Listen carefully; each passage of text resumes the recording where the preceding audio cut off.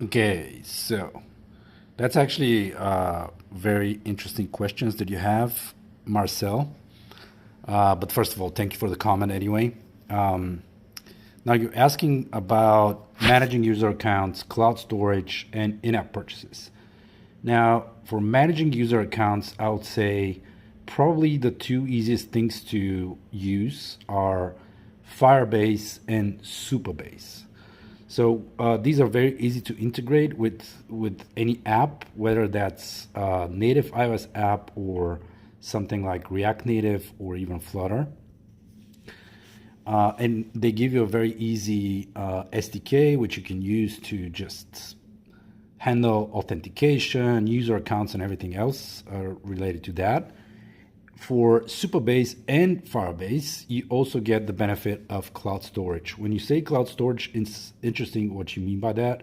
So if you have anything more specific, I can cover that as well. But essentially, if you're talking about just database or a place to store files, again, both Firebase and Supabase offer great options. Now, for in-app purchases, this is an interesting question. Now, this is slightly different because there's actually, again, different tools that you can use. First of all, you can build an in-app purchase management system yourself. iOS has their store kit, which allows you to do everything related to in-app purchases, show the products, handle the purchases, and everything else. But you usually also need some kind of backend, some kind of subscription management system, which allows you to restore purchases and other things like that. So the most popular platform out there is called Revenue Cat. And Revenue Cat allows you to handle everything related to subscriptions. And for smaller projects, it's not very expensive, so you can get right off the bat, like quickly, and not rack up any additional cost for that.